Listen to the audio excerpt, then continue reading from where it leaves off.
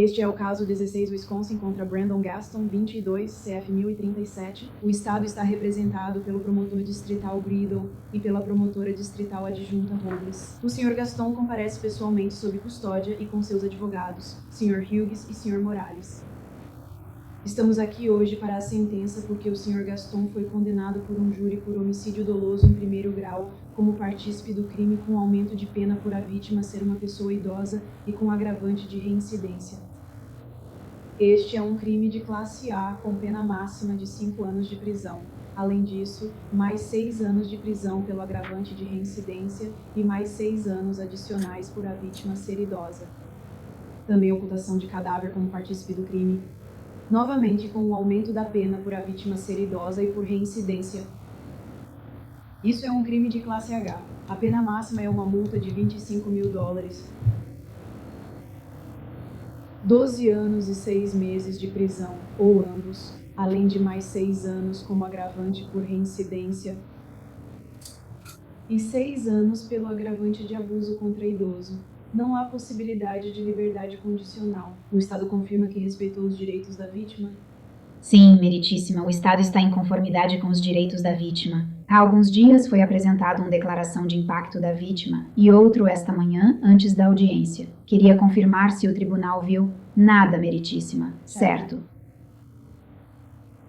Eu estava em outra audiência até pouco antes desta, mas vou ler isso antes de terminarmos a audiência hoje.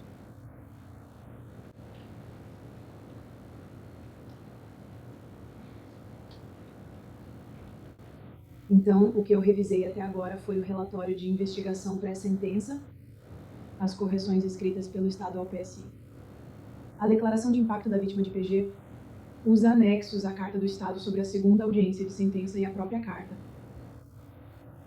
E eu ouvi as ligações telefônicas do Sr. Gaston com o TP. Há algo além da referida declaração de impacto da vítima que estou deixando passar? Não sob a ótica do Estado, meritíssima. E do ponto de vista da defesa? Nós concordamos. Obrigada. A defesa tem alguma correção ao PSI? A única coisa que gostaríamos de observar, meritíssimo, é que a descrição do crime contida nas páginas 3 e 4 do PSI menciona uma declaração feita por EB, que é um informante carcerário. Nós contestaríamos qualquer coisa que EB mencionou sobre este caso. Meritíssimo ouve todo o testemunho. Sabemos que EB não foi uma testemunha, então eles pagam alguns. O único motivo pelo qual trago isso é porque parece que o EB, as declarações acabaram aparecendo nas impressões dos agentes nas páginas 26 e 27. E só pediríamos que as declarações de EB não fossem consideradas nas impressões ou avaliações do tribunal sobre este caso, porque isso tem pouquíssima credibilidade. O Estado tem objeção a isso? Bem, as declarações de EB constam atualmente do material probatório já compartilhado. Elas fazem parte do caso. EB não pôde testemunhar porque, como Vossa Excelência sabe, EB foi assassinada pouco depois de ser solta da cadeia. Acredito que o tribunal pode considerá-las. Vou considerar ambas as posições. O Estado tem alguma correção ao relatório pré-sentença além daquelas contidas na sua petição? Não. E haverá algum testemunho ou haverá vítimas que queiram fazer declarações orais ao tribunal? Não, meritíssima. Tudo bem.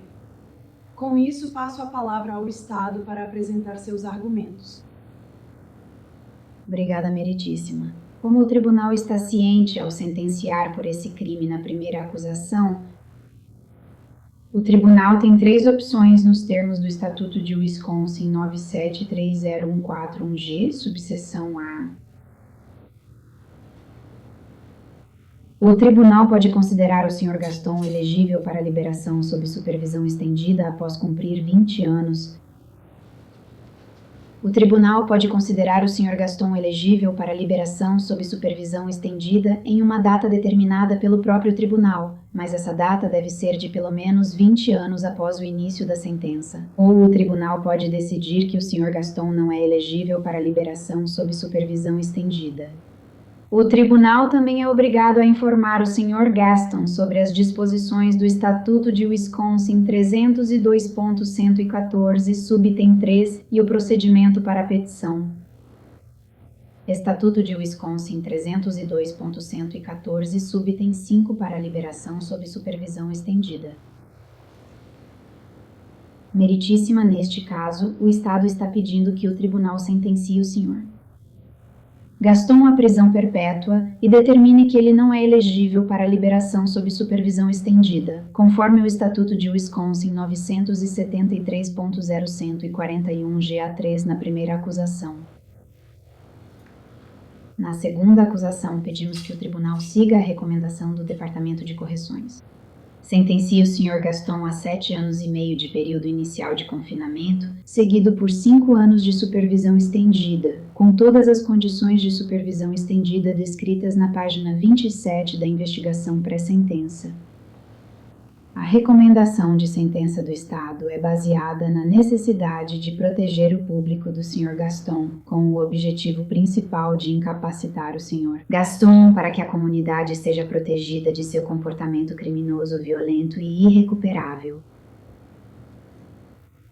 Quando o tribunal avalia o caráter do Sr. Gaston, o Estado pede que o tribunal não olhe apenas para o número de condenações anteriores, mas o que essas condenações anteriores revelam? O histórico criminal do Sr. Gaston revela 3 décadas usando força e terror para controlar, ferir e tirar o que ele quer dos outros. Como indicado no relatório de investigação pré-sentença, o Sr. Gaston claramente teve uma infância difícil e traumática. Isso é indiscutível. Ele entrou no sistema de justiça criminal ainda muito jovem. Esses fatos fazem parte de quem ele é e o tribunal deve considerá-los, mas eles não justificam todas as escolhas que o Sr. Gaston fez ao longo da vida. Muitas pessoas sofrem traumas, pobreza e dificuldades sem se envolverem em atividades criminosas. E uma infância difícil não justifica seu longo histórico criminal de violência. Violência sexual, intimidação e perigo crescente ao longo de décadas. O Sr. Gaston está disposto a usar violência sexual contra vítimas vulneráveis. Ele está disposto a ameaçar e intimidar pessoas que o acusam ou que ficam em seu caminho. Ele está disposto a mentir, violar ordens judiciais, evadir-se da supervisão e voltou a se comportar de forma criminosa quase imediatamente, quase depois de cada libertação da prisão. E agora, neste caso, o tribunal está sentenciando ele pelo crime mais grave do Estado, um crime de classe A. Isso aconteceu poucos meses após sua última libertação da prisão, que foi em dezembro de 2021, após uma longa sentença de 9 anos de prisão. O histórico criminal adulto do Sr. Gaston começou com violência grave em 1994, quando ele foi condenado por roubo qualificado no condado de Winnebago, Illinois. Seu histórico criminal evoluiu para violência sexual apenas 2 anos depois, em 1996. Naquela época, o Sr. Gaston tinha 20 anos e abusou sexualmente de uma criança de 14 anos. O abuso sexual foi tão violento que a vítima, uma criança, sofreu uma laceração no colo do útero. Por esse crime, o réu foi condenado por agressão sexual agravada em 1998. Esse é um comportamento extremamente predatório e mostra que desde o início da vida adulta, o Sr. Gaston praticava violência sexual contra membros vulneráveis da nossa comunidade. O histórico dele de violência sexual continua muito além de 1996. Ele demonstra uma disposição de longa data para desrespeitar a autonomia corporal, a segurança e a humanidade dos outros, assim como fez neste caso. O Sr. Gaston foi finalmente libertado da prisão em Illinois em novembro de 2001. Apenas 4 meses depois, ele foi preso no condado de Eau Claire em 3 de março de 2002. Naquela época, ele foi preso por posse e intenção de distribuir cocaína, depois que foi encontrado com 24 gramas de crack, divididos entre aproximadamente 40 e 50 pedras. Nesse caso, o Sr. Gaston foi condenado a 5 anos de prisão e 3 anos de liberdade supervisionada. O Sr. Gaston foi liberado da prisão nesse caso em 27 de fevereiro de 2007 para cumprir liberdade supervisionada e então teve a liberdade supervisionada revogada. Aproximadamente 1 ano depois, em 25 de fevereiro de 2008, ele voltou para a prisão. Ele foi novamente liberado da prisão em liberdade supervisionada em 8 de julho de 2008. Os registros mostram que esse período de supervisão demonstrou a má adaptação do Sr. Gaston à supervisão. Ele teve várias violações, incluindo evasão, inclusive enquanto estava sob monitoramento eletrônico, violação de regras e fornecimento de informações falsas ao seu agente de liberdade condicional. Ele foi dispensado da supervisão em seu caso de 2002 no dia 12 de setembro de 2010. Aproximadamente 1 ano depois, o Sr. Gaston foi acusado no caso 11 CF 737 do condado de Eau Claire. Nesse caso, como o tribunal está ciente, essa denúncia criminal fez parte dos documentos pré-julgamento do Estado. O réu foi novamente condenado por um crime sexual grave. Nesse caso, a vítima relatou que estava bebendo com o réu, e então ele desmaiou na varanda dela. Ela entrou, dormiu em seu próprio quarto e acordou às 4 da manhã. E encontrou o réu agredindo-a sexualmente. A vítima relatou que tentou empurrar o réu para longe. Ela disse para ele parar, falou que ele não podia fazer aquilo. Mas o réu continuou a agredi-la sexualmente mesmo quando ela tentou resistir fisicamente. Este caso demonstra ainda mais a violência sexual do réu, usando o corpo de outra pessoa sem considerar seu medo, vontade ou dignidade como ser humano. Peço ao tribunal que dê grande importância ao histórico de violência sexual do réu. Isso faz parte do mesmo padrão de comportamento mais amplo que aparece repetidas vezes na vida do Sr. Gaston. O Sr. Gaston é egoísta. Ele tira violentamente dos outros o que deseja, sem se importar com os sentimentos deles ou com a autonomia de seus corpos. O histórico de violência sexual do Sr. Gaston também está ligado à sua periculosidade, porque após a vítima do caso de 2011 relatar o abuso sexual à polícia, o réu respondeu com ameaças e intimidação. No caso 12 CF 165, o réu foi condenado por crime grave, tentativa de intimidação de uma vítima, crime grave de violação de fiança e ameaça de ferir ou causar dano, por mensagem de computador, enviando mensagens de texto ameaçadoras direcionadas a pessoas ligadas ao caso de agressão sexual. Eu sei que o tribunal viu essas mensagens. Elas foram detalhadas na denúncia criminal daquele caso que foi apresentada ao tribunal, mas elas incluíam declarações como, abre aspas, agora ela e todo mundo vão ver que a polícia não pode salvar vocês todos, fecha aspas. E como o tribunal viu, as mensagens eram vulgares, raivosas e de retaliação. Elas refletiam uma hostilidade em relação à vítima por ter denunciado a agressão sexual e hostilidade em relação a outras pessoas por discutirem isso. Neste caso, durante a entrevista de Tracy Clark com as autoridades policiais em janeiro de 2025, ela relatou que em 4 de abril de 2022, pouco antes do assassinato do Sr. Chad, o réu disse à Sra. Clark que havia descoberto onde a vítima do caso de 2011 estava trabalhando e que era em um bar. O réu disse para Tracy que a mulher era, abre aspas, que ela ia acabar pagando o preço por ter testemunhado contra ele, fecha aspas. Tracy relatou que o réu disse que ela poderia ir ao bar onde a vítima trabalhava e fingir que estava se dando bem com a vítima. E então a Sra. Clark poderia sequestrar a vítima e o Sr. Gaston poderia matá-la. Essas intimidações e ameaças são importantes porque mostram a reação do Sr. Gaston ao ser responsabilizado. Quando confrontado, ele tenta criar medo nas pessoas que possam denunciá-lo ou testemunhar sobre seus crimes. Como o tribunal já viu nos documentos antes do julgamento? Sr. Gaston. Também esteve envolvido em ameaçar a Sra. Clark. Em uma das cartas pré-julgamento que foi apresentada ao tribunal, havia uma carta enviada para a Sra. Clark na prisão. Essa carta foi enviada por uma pessoa identificada apenas como M. Ela é mãe de um dos filhos do Sr. Gaston. Naquela carta, o Sr. Gaston, referindo-se a Tracy Clark como Eleanor, o apelido que ele tinha para ela, disse, abre aspas, "Eu sugiro fortemente que você pense no que está tentando fazer. Caso contrário, vou garantir que nós apodreçamos no inferno juntas. Michael pode encontrar o nosso Criador antes da hora. Não esqueça, sei onde ele está. Não dá para se esconder de mim." Fim da citação. Depois de ser condenado no processo 11 CF 737, o Sr. Gaston foi sentenciado a 9 anos de prisão, como mencionei anteriormente, seguido por 7 anos de liberdade supervisionada.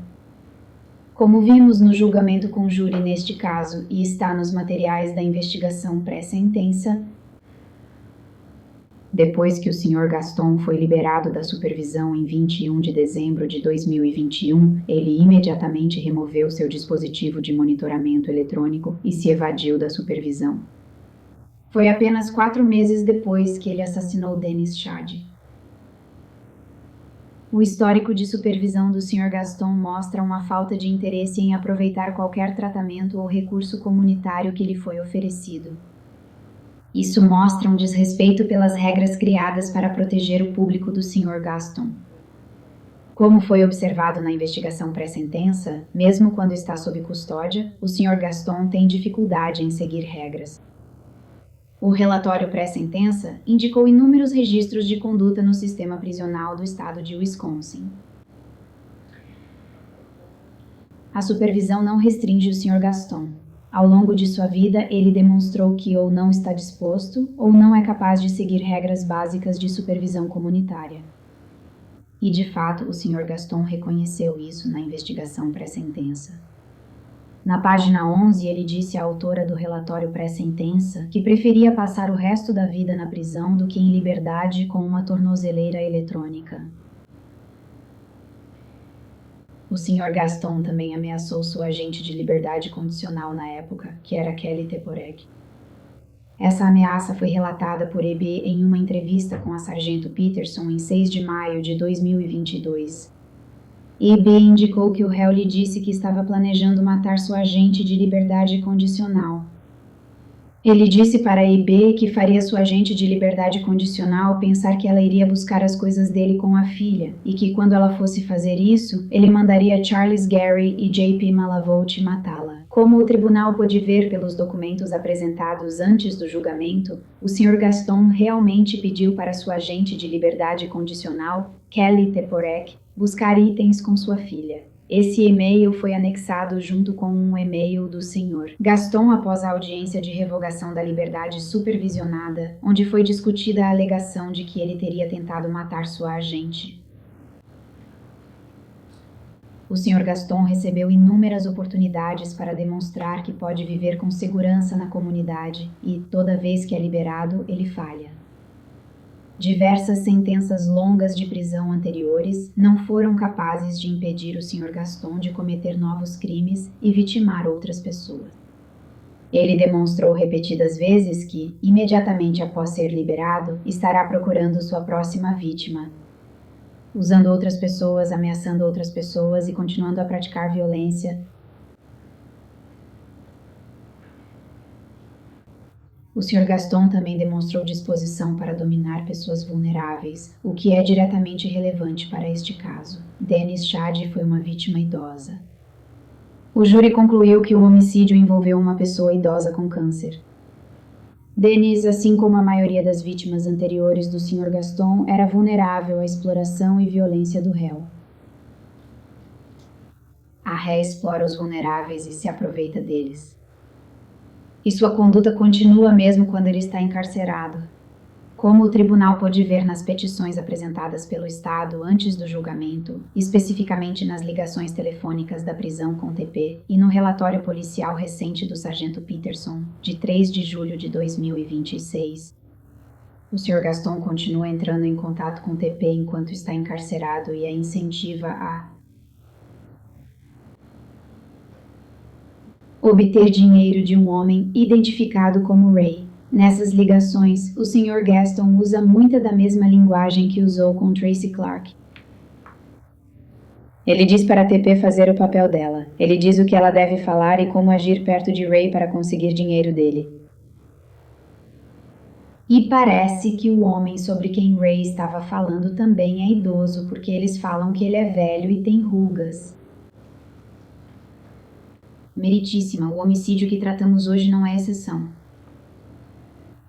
É simplesmente uma continuação e culminação do caráter violento e perigoso demonstrado pelo Sr. Gaston nas últimas 3 décadas. O Sr. Gaston demonstrou que não é uma pessoa que pode ser reabilitada. O Estado solicita, ao considerar o fator relativo ao caráter, que o tribunal considere que o caráter do Sr. Gaston e suas 3 décadas de histórico criminal violento pesam fortemente a favor da máxima proteção disponível sob a lei de Wisconsin. E isso seria prisão perpétua sem a opção de supervisão estendida. O próximo fator que o tribunal deve considerar é a gravidade do delito. O tribunal sabe que se trata de homicídio de classe A. É o crime mais grave, o delito de nível mais alto neste estado. Este caso envolve o assassinato intencional de um homem idoso de 79 anos. O assassinato ocorreu de forma que só posso descrever como calculada, degradante e profundamente cruel. Todo homicídio intencional é grave, envolve o ato intencional de tirar uma vida humana. Mas quando você olha para os fatos deste caso, é especialmente grave. Além disso, Dennis Shoddy era uma vítima vulnerável, isolada e idosa. O tribunal ouviu muitas pessoas que conheciam o Sr. Shoddy durante o julgamento com o júri e leu as declarações sobre o impacto do crime. Vimos as fotos do Sr. Shoddy com sua família. Ele era um membro amado e muito valorizado tanto em sua comunidade religiosa quanto em sua família. Ele foi descrito como bondoso, tranquilo e gentil. O Sr. Shoddy não representava nenhuma ameaça para o Sr. Gaston. O Sr. Shoddy tinha dinheiro, por isso foi alvo. Isso torna a gravidade dessa ofensa ainda pior. Não foi simplesmente um assassinato, foi uma exploração financeira que terminou em homicídio. A idade, o isolamento e a confiança de Dennis foram explorados. O desejo de Dennis de compartilhar suas crenças virou uma oportunidade. O Sr. Gaston e Tracy Clark esvaziaram as contas financeiras de Dennis e trataram suas economias de uma vida inteira, algo pelo qual ele trabalhou durante toda a sua vida e sua herança como se fosse um cofrinho pessoal deles. Como o Estado provou durante todo o julgamento, o Sr. Gaston não era alheio à relação entre Dennis e Tracy Clark. O Sr. Gaston esteve lá desde o começo, controlando tudo e pressionando Tracy para colocar o nome dela em todos os bens do Sr. Shoddy, no carro dele, na casa dele, nas contas de anuidades dele. Este não foi um assassinato espontâneo cometido no calor do momento ou após ter sido ameaçada. Um assassinato cometido unicamente por ganho financeiro está entre os crimes mais graves e cruéis que uma pessoa pode cometer. As provas apresentadas no julgamento mostraram anos de planejamento e manipulação com o Sr. Gaston no controle. As cartas e comunicações do Sr. Gaston orientaram a Sra. Clark a manipular Dennis para acessar o dinheiro e colocar o nome dela na propriedade dele e, eventualmente, tornar Dennis obsoleto quando o dinheiro e os bens fossem garantidos. Esse tipo de planejamento torna o crime extremamente grave. E se o planejamento não bastasse? A maneira como Dennis foi assassinado foi especialmente cruel e brutal. O Sr. Gaston entrou no quarto de Dennis enquanto ele dormia. cobriu a cabeça dele com uma toalha e o golpeou várias vezes na cabeça com um martelo. A forma como ocorreu a morte deve pesar bastante na análise do tribunal. Dennis foi morto em seu quarto. Ele foi morto onde deveria estar mais seguro. Ele foi morto enquanto estava vulnerável, desprevenido e incapaz de se defender. O Sr. Gaston espancou fria e brutalmente um idoso indefeso que dormia em sua própria cama. De várias formas, o assassinato de Dennis foi consistente com outros crimes do Sr. Gaston. O Sr. Gaston é, na verdade, bastante covarde. Ele não ataca quem é páreo para ele. O Sr. Gaston mira nos mais fracos, nos vulneráveis, crianças, mulheres dormindo, idosos, pessoas que não podem ou não querem revidar. Mas a gravidade do crime não se limita ao assassinato. O que aconteceu depois que Dennis morreu é essencial para entender toda a gravidade desse crime. O Sr. Gaston profanou e mutilou o corpo de Dennis. O corpo dele foi arrastado do quarto até a garagem, onde o Sr. Gaston cortou a cabeça de Dennis e a colocou em uma caixa de TV. A cabeça dele nunca seria recuperada. O Sr. Gaston transportou o corpo de Dennis para outro estado e o queimou em um tambor de óleo em Illinois. Isso fazia parte de um esforço calculado para apagar Dennis enquanto pessoa. O corpo dele foi desmembrado, a cabeça foi separada, o corpo foi queimado e, por fim, os restos foram jogados em um rio. E é por isso que a gravidade desse crime é tão extraordinária. O Sr. Gaston não demonstrou pânico, remorso ou humanidade depois de assassinar Dennis. Ele tratou o corpo de Dennis como só mais um problema a resolver. O tribunal ouviu sobre a limpeza extensa e ouviu as instruções do Sr. Gaston para a Sra. Clark e Jake Malabolt durante o julgamento. Mesmo depois de ser detido, o Sr. Gaston continuou a coordenar a limpeza de dentro da cadeia do condado de Dane. Ele falou sobre quais produtos de limpeza usar, qual lixo precisava ser jogado fora, e orientou a Sra. Clark a ligar para o templo Hare Krishna para reforçar a mentira dele sobre Dennis ter ido ao templo. O Sr. Gaston estava totalmente focado em fazer com que a Sra. Clark e o Sr. Malabolt limpassem a cena do crime, em fazer com que a Sra. Clark fosse terminar a compra do veículo GMC dele, e em seus planos para decorar a casa de Dennis depois que ele fosse solto da prisão. Nunca houve um momento em que o Sr. Gaston demonstrou alívio ou preocupação com o que ele contou para Dennis. O Estado também pediu ao tribunal que considerasse a crueldade emocional e a desumanização que levaram a esse homicídio. Dennis foi repetidamente tratado não como um ser humano, mas como uma fonte de dinheiro e depois como um obstáculo. As provas do julgamento mostraram como o Sr. Gaston e a Sra. Clark viam e tratavam Dennis. O tribunal ouviu as cartas assustadoras em que o Sr. Gaston descrevia Dennis sendo violentamente agredido. Não existem palavras para descrever a depravação, crueldade e frieza do Sr. Gaston neste caso. E por esses motivos, a gravidade dos crimes também apoia a recomendação do Estado pela sentença mais severa possível. O último fator que o tribunal deve considerar é a necessidade de proteger o público. Uma sentença de prisão perpétua sem possibilidade de liberdade supervisionada é necessária para incapacitar o Sr. Gaston pelo resto de sua vida e proteger a comunidade de seu comportamento criminoso violento.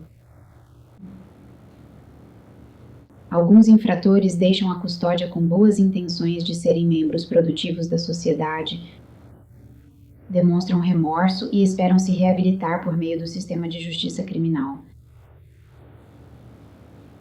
O Sr. Gaston nunca demonstrou essas intenções. Como já expliquei, após sua última saída da prisão, Ele não tinha absolutamente nenhuma intenção de cumprir a supervisão pós-prisional. Depois de se encontrar com sua agente, ele imediatamente removeu o monitor de GPS e fugiu no primeiro dia em que foi libertado. Ele saiu da prisão já planejando fugir, sem qualquer tentativa ou intenção de cumprir a supervisão. E como o tribunal ouviu nas ligações recentes com o TP, nem mesmo o encarceramento impede o Sr. Gaston de se comportar assim. Se o tribunal considerar o Sr. Gaston elegível para liberação para supervisão pós-prisional em alguma data futura, isso deixaria a comunidade na mesma situação de quando o Sr. Gaston foi liberado para supervisão pós-prisional em sentenças anteriores. O Sr. Gaston não é uma pessoa jovem. Atualmente, ele tem 50 anos. Ele tinha 45 anos, quase 46 anos, quando cometeu as infrações neste caso. Como eu destaquei, seu histórico criminal mostra que ele é um agressor predatório e intelectualmente violento, que se aproveita de crianças frágeis e adultos vulneráveis. Fora a sua idade, não há motivo para concluir que o Sr. Gaston irá cessar seu comportamento criminoso predatório, agressivo e violento, e a presença dele na comunidade coloca toda a população em risco. O Sr. Gaston demonstrou que não é receptivo ao tratamento comunitário e que não está deixando de apresentar pensamentos criminosos ou deficiências cognitivas com a idade. Salvo incapacidade, ele deve permanecer no sistema prisional de Wisconsin. Nada mais é capaz de coibir a conduta criminosa dele. Por isso, a liberdade supervisionada não seria apropriada. A liberdade supervisionada pressupõe que, em algum momento, a pessoa possa retornar com segurança à comunidade sob certas regras. Mas o Sr. Gaston demonstrou repetidamente e até reconhece no relatório pré-sentença. Neste caso, as regras e as condições de supervisão não o controlam e ele não tem interesse em ser supervisionado com segurança na comunidade. A questão não é se um futuro agente poderia criar condições mais rigorosas para o Sr. Gaston. A questão é se o Sr. Gaston já demonstrou que obedeceria a quaisquer termos razoáveis de supervisão quando seus próprios desejos apontam para outra direção e seu histórico mostra que ele não obedecerá. Este tribunal tem o direito de concluir que alguns réus, pelo seu comportamento ao longo da vida, provam que não podem viver com segurança na comunidade. Os autos demonstram que o Sr. Gaston fez. E o público não deve ser obrigado a correr o risco de uma possível libertação futura do Sr. Gaston. A pena máxima, como a que o Estado recomendou neste caso, deve ser reservada para os casos mais graves e chocantes. Este caso, estes fatos e o Sr. Gaston atendem aos critérios para a pena máxima. Este é um passo fundamental para evitar que qualquer outra pessoa em nossa comunidade perca sua segurança e proteção nas mãos do Sr. Gaston. Então, por todos esses motivos, o Estado pediria ao tribunal que seguisse nossa recomendação. Obrigada. Obrigada. Sr. Hughes ou Sr. Laub? Obrigado, meritíssimo. A recomendação da defesa, meritíssimo, é a seguinte. Na primeira acusação, estamos pedindo uma pena de prisão perpétua, com o Sr. Gaston sendo elegível para a liberdade sob supervisão estendida após 20 anos, de acordo com o Estatuto 973.014 de Wisconsin, subseção 1G, parágrafo 7A1. Na segunda acusação, pedimos que o Sr. Gaston cumpra 12 anos e meio na prisão estadual de Wisconsin, divididos em 7 anos e meio de reclusão inicial e 5 anos de supervisão estendida. Ressaltamos que isso está de acordo com o pedido da promotoria e com o relatório pré-sentença, mas solicitamos que essa pena seja cumprida concorrentemente com a sentença de revogação que o Sr. Gaston já cumpre. Funcionalmente, o mesmo comportamento levou a essa sentença e, no final das contas, acho que é óbvio que qualquer sentença imposta na acusação 1 será e deve ser a sentença principal neste caso. Não preciso me alongar sobre os fatos do caso pelo qual estamos sentenciando o Sr. Gaston. O julgamento falou por si só. Fomos expostos a todas as provas e sabemos exatamente por que o Sr. Gaston está sendo sentenciado hoje. Mas eu gostaria de discutir um pouco sobre alguns dos fatos e questões periféricas que foram recentemente levantados pela promotoria em seu pedido de sentença, porque eu acho que há algumas questões que eles levantaram que não foram comprovadas, não são verdadeiras e simplesmente não deveriam ser consideradas em apoio à sentença que o Estado solicitou. O Estado indicou algumas questões que têm sua origem em declarações de Tracy Clark, e nós aprendemos muito sobre Tracy Clark ao longo do julgamento deste caso. Ela é uma mentirosa interesseira e eu não sei se existe uma maneira melhor de descrever a Sra. Clark. Nós vimos um vídeo onde ela mentia para as autoridades policiais repetidas vezes durante várias horas, culminando com as autoridades policiais rindo na cara dela porque era óbvio que ela estava mentindo. E a promotoria agora nos diz que a pena pedida por eles é apropriada, em parte porque Tracy Clark descreveu uma possível operação onde ela e o Sr. Gaston iriam assassinar a vítima em um dos casos anteriores do Sr. Gaston. Não tenho conhecimento de nenhuma evidência desse suposto plano de sequestro e assassinato, além do que Tracy Clark disse. Ela fez essa declaração de forma a se beneficiar, tentando demonstrar que era apenas uma vítima inocente do Sr. Gaston, o que sabemos que é falso. Obviamente essa pessoa não foi sequestrada. Obviamente essa pessoa não foi assassinada. O Estado está tentando se beneficiar de uma das mentiras de Tracy Clark para conseguir a sentença que querem para o Sr. Gaston. Isso não é apropriado, não foi comprovado, isso não era verdade. Além disso, o Estado apresentou uma carta ao tribunal que supostamente foi escrita pelo Sr. Gaston para a Sra. Clark, dizendo uma série de coisas pouco cavalheirescas sobre o caso. Novamente, não comprovado, não é verdade. Isso não deve ser usado contra o Sr. Gaston. Essa é Tracy Clark inventando mais mentiras e o Estado tentando se beneficiar das mentiras dela. Se a teoria do Estado sobre essa carta fosse verdadeira, ela claramente seria culpada de algum nível de intimidação. Não tenho conhecimento de que ela tenha sido acusada de intimidação. Não tenho conhecimento de que ela tenha sido condenada por qualquer forma de intimidação. Eu nem sei se as autoridades realmente investigaram se de fato ela escreveu essa carta. Certamente não há nenhuma confissão de que ela esteve envolvida como intermediária entre o Sr. Gaston e a Sra. Clark para influenciar a sequência de litígios da Sra. Clark neste caso. Em vez disso, isso só parece o que já entendemos da Sra. Clark. Ela está mentindo para tentar se passar por vítima do Sr. Gaston. Acho que ela enviou a carta a si mesma e depois entregou ao advogado dizendo que o Sr. Gaston queria prejudicá-la. A polícia pegou e entregou para a promotoria e eles seguiram com essa narrativa sem qualquer investigação. Não foi provado que de fato escreveu essa carta. Certamente não houve nenhum testemunho nem evidências suficientes apresentadas sobre a origem dessa carta. Isso reflete novamente o tema da Sra. Clark mentindo para melhorar sua posição. Então, sempre que vemos declarações da promotoria tentando se beneficiar das declarações da Sra. Clark, quando essas declarações são a origem do problema em questão, precisamos ficar atentos porque sabemos sobre a Sra. Clark.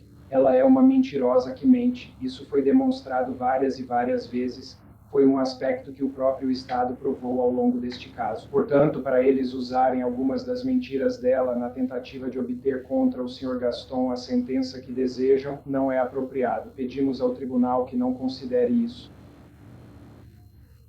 Quero então focar na declaração periférica que vem por meio de EB, conforme indicado pelo Estado. Culminou em ameaças a agente Tabora de que o Sr. Gaston iria lhe fazer mal.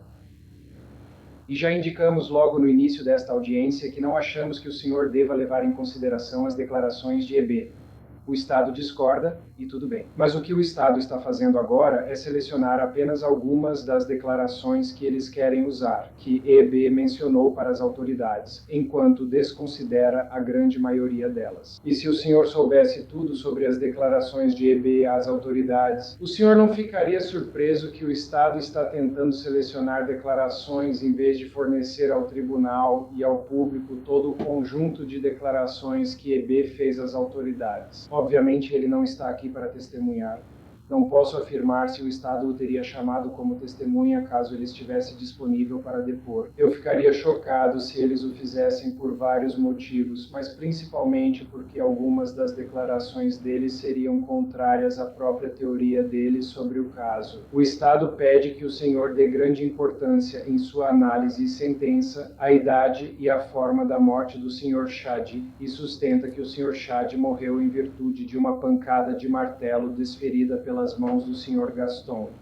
E EB teria declarado diferente. Ele disse à polícia que a morte não foi por pancada de martelo, mas por estrangulamento. Então, novamente, eles querem se beneficiar das declarações dessa testemunha, sabendo muito bem que parte do que ele disse era contrário à própria teoria dele sobre o caso. EB também mencionou, não sei o quanto isso pesa, mas mostra que as declarações de EB escolhidas pelo Estado não devem ser aceitas sem questionamento. Ele até mencionou que antes de sua morte, o Sr. Shadi e o Sr. Gaston mantinham um relacionamento sexual consensual e Tracy Clark foi testemunha ocular desse comportamento. Eu não sei se isso teria chegado ao conhecimento do júri caso ele tivesse sido chamado para depor, mas obviamente há uma série de declarações do PD nas quais o Estado provavelmente não vai se amparar. Então, quando eles tentam selecionar apenas o que acham melhor e desconsideram o resto, isso simplesmente não é uma avaliação justa para consideração na sentença. Obviamente, estamos aqui para sentenciar o Sr. Gaston pelos crimes pelos quais ele foi condenado. Nós fomos expostos a essas provas. É melhor se focarmos em aspectos que foram comprovados ou que podem ser comprovados fora das declarações de pessoas que demonstraram ser inerentemente não confiáveis. Então, eu quero focar no motivo pelo qual eu acho que a recomendação da defesa é o desfecho mais apropriado neste caso. E eu preciso deixar claro que certamente entendo o apelo emocional da sentença proposta pelo Estado. Uma prisão perpétua sem possibilidade de liberação certamente é uma pena que agrada ao Estado sustentar. E para ser bem sincero, se eu estivesse na posição deles, ou se eu fosse uma vítima, ou quase qualquer membro da comunidade que estivesse ciente desse caso, eu pediria o mesmo. E eu faria isso porque essas pessoas não estão vinculadas aos fatores de sentença que foram estabelecidos em precedentes legais. É o pedido da defesa que faz sentido do ponto de vista lógico, não emocionalmente, e à luz dos fatores de sentença, de modo que este não seja necessariamente o melhor resultado emocional neste caso, mas seja o melhor resultado legal. E é isso que devemos buscar na audiência de hoje. Quando concluirmos que o Sr. Gaston deve ser condenado à prisão perpétua com possibilidade de liberação para supervisão estendida após 20 anos, obviamente, isso não significa que o Sr. Gaston será libertado após 20 anos. Em vez disso, isso simplesmente significa que ele poderá eventualmente solicitar sua libertação de acordo com o Estatuto de Wisconsin 302.114, subseção 5. Se o pedido de libertação do Sr. Gaston fosse algum dia concedido, desculpe, se o nosso pedido para essa sentença for concedido, isso não significa que o Sr. Gaston será libertado. Ele pode nunca ser libertado. Sabemos que ele pode não viver o bastante para sequer fazer esse pedido. Como o Estado apontou, ele tem 50 anos. O Sr. Gaston, se essa sentença for adotada pelo tribunal, não teria idade suficiente para sequer começar esse pedido até ter 69 anos. Isso está quase na expectativa de vida dos homens nos Estados Unidos. Ele tem vários fatores que dificultam alcançar a expectativa de vida, incluindo o fato de ter passado os últimos 20 anos na prisão, o que obviamente vai contra a ideia de que ele viva até essa idade. Mais importante ainda, por lei, Ele pode entrar com essa petição e talvez nunca consiga uma audiência de verdade. É totalmente possível que qualquer futuro juiz deste tribunal olhe para a petição e a negue, e esse juiz teria o direito de fazer isso. Portanto, ele ainda poderia entrar com um pedido de soltura, mas nunca conseguir a soltura. E mesmo que o Sr. Gaston entre com a petição e tenha uma audiência, ele teria o ônus de demonstrar, por provas claras e convincentes, que não representa perigo para o público. É um critério difícil de cumprir e certamente é bem diferente de afirmar que, após 20 anos, o Sr. Gaston poderia voltar a conviver em sociedade. Ele teria que provar que não é mais um perigo para o público. E toda a conduta passada que o Estado acabou de mencionar certamente será usada contra ele. Porque qualquer juiz, qualquer tribunal veria que ele tinha um padrão de comportamento que exigia muita punição. E se ele não conseguisse mais cumprir esse critério e demonstrar que não é um perigo para o público, ele não conseguiria sua liberdade. Agora, tudo o que estamos pedindo é que, se o Sr. Gaston vier a ser libertado algum dia, que isso fique para uma decisão futura, para um juiz futuro poder avaliar o que acontece nos próximos 20 anos para ver se o Sr. Gaston pode demonstrar que não é mais um perigo. Se ele não conseguir provar isso, ele permanece na prisão. Mas se um tribunal decidir que ele não é mais um perigo para o público, não faz sentido do ponto de vista lógico mantê-lo encarcerado. Se alguém não representa perigo para o público e esse é o único critério que o manteria preso, então esse tribunal deveria ser capaz de avaliar se a continuação do encarceramento é necessária. Nós não sabemos o que vai acontecer com o Sr. Gaston nos próximos 20 anos. Obviamente, o Estado acredita que o comportamento que ele apresentou durante toda a sua vida até agora vai continuar. Você pode estar certo, se estiverem, ele nunca será libertado, mas eles podem estar errados, e o Sr. Gaston terá que provar isso nas próximas 2 décadas. E se de alguma forma ele contrariar as expectativas e demonstrar que não é mais uma ameaça ou perigo para o público, isso deve ser algo discutido judicialmente nas próximas 2 décadas, é justo e apropriado com base nos critérios de fixação da pena.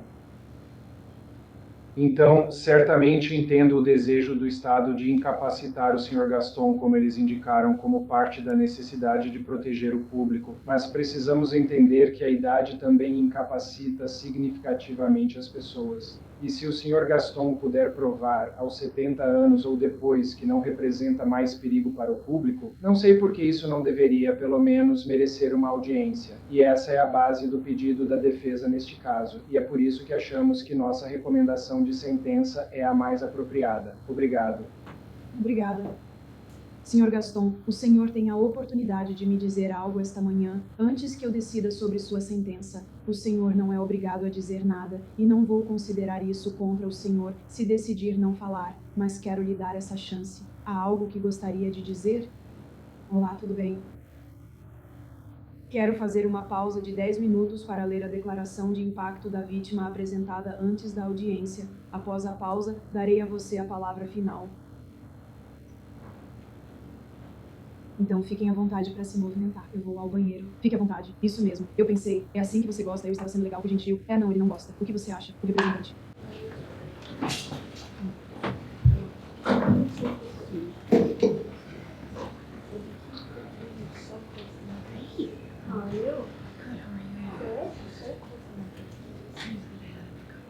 Ai, meu Deus, é só isso.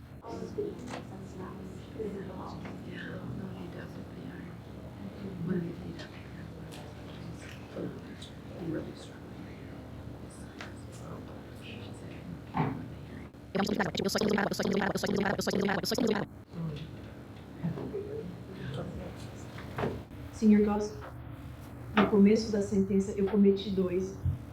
Os objetivos gerais, primeiro e terceiro da sentença. Eles incluem a proteção da comunidade, punição, reabilitação, dissuasão de outros, justiça restaurativa e restituição à vítima. Dentre esses, os mais importantes para mim são a proteção da comunidade e a sua punição. Ao determinar a pena, além das coisas que mencionei anteriormente, aquelas que revisei, também considerei o seguinte: seu histórico de infrações criminais. Você continuou com... Você largou a escola aos 15 anos para entrar em uma gangue e traficar drogas. E em 94 você foi condenada por assalto à mão armada e sentenciada a 5 anos de prisão. Em 98 você foi condenada por agressão criminosa agravada com lesão corporal. Esse foi o incidente em Toronto, onde você estuprou uma garota de 14 anos com tanta força que o colo do útero dela foi rasgado. Considero que, em 2002, você foi acusada de posse de cocaína com intenção de distribuição e sentenciada a cumprir 5 anos de prisão.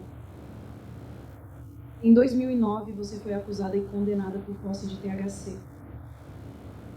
Em 2011, você foi acusada de intimidar uma vítima para impedi-la de denunciar agressão e conduta desordeira em ambiente doméstico, sendo condenada por todas as acusações. Em 2012, você foi condenada por agressão, 2 acusações de intimidação de vítima, 3 acusações de violação criminosa das condições da fiança, mensagens de computador ameaçando causar dano, relacionado à agressão com uso de força. Você foi sentenciada e cumpriu pena na prisão por essa acusação. E foi por essa acusação que você fugiu da supervisão estendida, quando foi liberada da prisão em dezembro de 2021. E em 2022 você foi acusada por, na condição de infratora sexual, não atualizar suas informações. Este é um histórico muito sério de crimes graves. É um histórico de violência significativa e também de sucessivas penas de prisão, dos quais você não aproveitou para aprender nenhuma habilidade ou mudar seu comportamento. E isso ficou evidente pelo fato de você cometer crimes quase imediatamente após ser liberada. Que você, na verdade, não aprendeu nada. Eu considerei seu histórico de comportamento indesejável. Isso inclui as ligações gravadas da prisão feitas durante o julgamento, onde você estava instruindo o TP sobre como manipular outro homem para conseguir o dinheiro e os bens dele. Eu considerei seu longo histórico de violência. Isso inclui os abusos sexuais que mencionei anteriormente.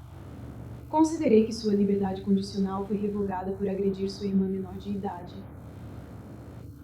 Considerei as condenações por ameaçar e intimidar testemunhas.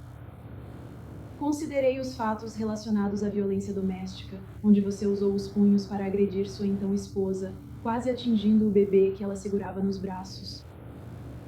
Considerei o fato de que você deveria estar em liberdade supervisionada quando os crimes em questão neste caso aconteceram.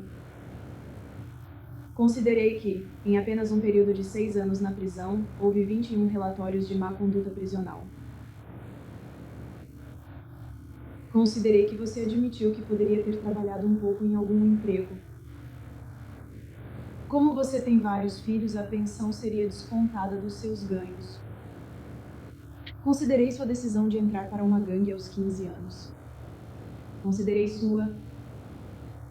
o fato de você considerar que suas condenações passadas foram devido ao azar, em vez de assumir a responsabilidade por elas. Analisei como você descreveu o Sr. Shadi após sua morte, descrevendo o corpo dele como, abre aspas, arrumado, fecha aspas, e se referindo à queima desse corpo como um churrasco. E considerei o fato de que, ao ser liberada da prisão em 2021, você cortou sua tornozeleira eletrônica e fugiu do estado para Illinois.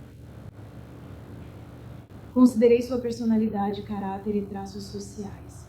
Além do que acabei de mencionar, você foi considerada manipuladora por várias análises e você foi considerada cruel e calculista.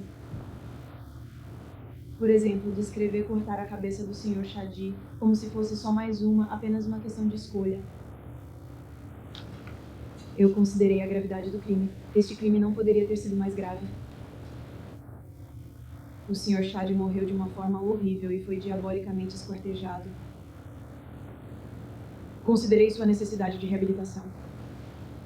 Nenhum dos materiais que foram fornecidos me deu qualquer indicação de quais necessidades de reabilitação você possa ter, então foi muito difícil para mim considerar essa questão. Eu considerei a necessidade de proteção do público. Este foi um crime hediondo. Envolveu exploração, envolveu planejamento, envolveu um comportamento calculado. E só existe uma explicação para como o Sr. Shadi foi morto, e é que ele foi golpeado na cabeça com um martelo. Dado o modo como isso aconteceu, seu histórico de comportamentos semelhantes e as ligações para o TTP que indicavam a continuação disso, eu acho que a proteção do público é extremamente importante. Eu considerei o seu grau de culpa. Aqui você foi considerada culpada por um júri. Eu considerei sua idade e saúde. Você tem 50 anos e apresenta alguns dos problemas de saúde normais que pessoas da sua idade costumam ter. Considerei sua educação, ensino fundamental incompleto, abandonado para lidar com drogas. Você conseguiu um GED e passou 4 meses em uma escola técnica, mas não adquiriu habilidades significativas. Eu considerei seu histórico de trabalho. Houve alguns empregos legítimos. Você entregou jornais por vários anos. Você trabalhou em uma agência de empregos temporários. Na maior parte do tempo, seu trabalho era vender drogas ou enganar pessoas para conseguir dinheiro. Uma forma de trabalho que vocês dois relataram ao responsável pela investigação pré-sentença foi fazer com que mulheres pagassem pelo seu tempo e pelo sexo. Considerei sua falta de remorso, arrependimento e cooperação. Você negou responsabilidade e não demonstrou arrependimento. Você não cooperou com a polícia. Você não cooperou com o investigador pré-sentença que pediu para você preencher a papelada e você se recusou a fazê-lo. Isso é verdade não apenas neste crime, mas também em suas condenações anteriores. Eu considerei o efeito sobre as vítimas. Do Sr. Shadi, ele morreu de uma forma horrível e foi mutilado. A família extensa dele ficou chocada, horrorizada e emocionalmente devastada. E eu considerei fatores agravantes que incluem o fato de que esta era uma vítima idosa, cuja morte foi planejada de forma deliberada e sistemática. Eu fiz essa análise porque a sentença é algo muito pessoal e precisa ser única para cada réu. E porque eu devo impor o mínimo de confinamento compatível com a proteção do público, a gravidade da infração e o seu caráter. Na sentença, costuma-se preferir o cumprimento da pena em liberdade, mas não é adequada aqui, se é que seria uma opção. Eu diria que a liberdade condicional não é uma opção aqui porque o confinamento é necessário para proteger o público e porque a liberdade condicional depreciaria indevidamente a gravidade da infração. Então, sua sentença será referente à acusação número 1? Uma acusação de homicídio doloso em primeiro grau como partícipe de um crime com uma vítima idosa. Você cumprirá a prisão perpétua. Não haverá possibilidade de liberação para a liberdade supervisionada e que estou decidindo conforme a seção 973.014, subseção 1G, subseção A, subseção 3. Na segunda acusação, ocultação de cadáver na condição de partícipe, com aumento de pena por se tratar de vítima idosa. Vou sentenciá-lo a um período consecutivo de 7,5 anos de reclusão inicial, seguido por 5 anos de liberdade supervisionada. As condições para a liberdade supervisionada incluirão sobriedade absoluta, pagamento de todas as taxas ou custos de supervisão e da restituição, fornecer uma amostra de DNA e pagar a sobretaxa correspondente, nenhum contato com Tracy Clark, sem contato com a família do Sr. Shadi e qualquer tratamento ou programa determinado pela agente. Você não é elegível para o programa Challenge Incarceration e você não é elegível para o programa de abuso de substâncias. Os Estados Unidos são muito sábios, assim como isso. As partes concordam que há 274 dias de crédito de pena. A sentença registrará esse crédito.